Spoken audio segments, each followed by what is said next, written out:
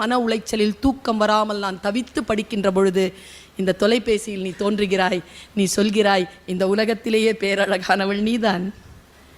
உன்னுடைய ஆற்றல் தான் உன் வாழ்க்கையை வடிவமைக்கப் போகிறது. நீ தோற்கக்கூடாது.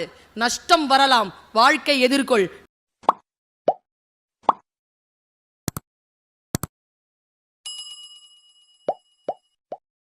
வீணாக போகிறதே என்ற மன உளைச்சலில் தூக்கம் வராமல் நான் தவித்து படிக்கின்ற பொழுது இந்த தொலைபேசியில் நீ தோன்றுகிறாய்.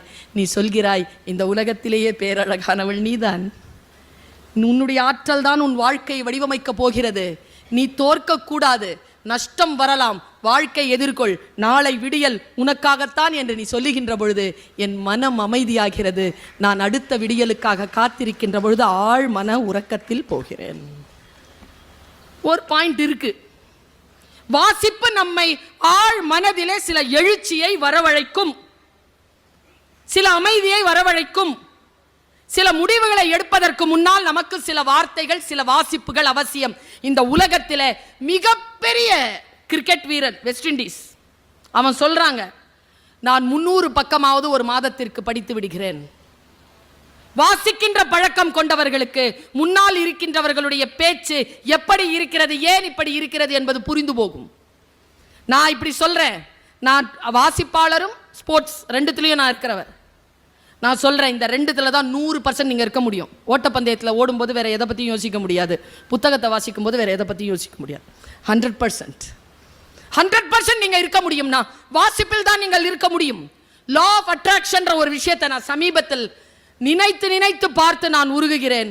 மனதை தூய்மையாக வைத்துக் கொள்ளுங்கள். ஆழமான எண்ணங்களில் உறுதியாக இருங்கள். நான் உங்க எல்லாரையும் பார்த்து கேட்கிறேன், எத்தனை பேருக்கு கார் ஓட்ட ஆசைங்க? இல்ல, வெக்கப்படாதீங்க. அதுவும் எப்படி தெரியுமா சார்?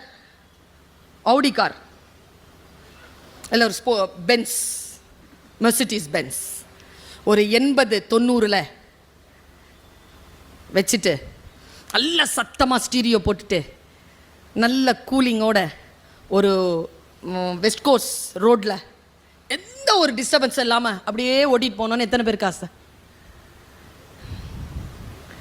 நல்ல கை தூக்குங்க. ஏன்னா நிறைய எல்லாருக்கும் ஆசை தான்.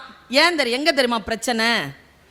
இப்படி யோசிக்கிறவங்க தான். நம்ம சின்ன வயசுலேருந்தே நமக்கு யோசனை, சின்ன வயசுலேருந்தே நமக்கு கார் ஓட்டணும்னு ரொம்ப பேருக்கு ஆசை, வண்டி ஓட்டணும்னு ரொம்ப பேருக்கு ஆசை. ஆனால் என்னன்னா நம்மள 60% டிரைவர் ஆயிடுறோம். ஏன் தெரியுமா? ஆசைப்படுறோம். யார் கார அதை யோசிக்கிறது இல்லை, அதனால அது டிரைவர் ஆயிரும். நாம யோசிக்கும் போது எப்படி யோசிப்பீங்க? டீட்டெயிலாக யோசிங்க.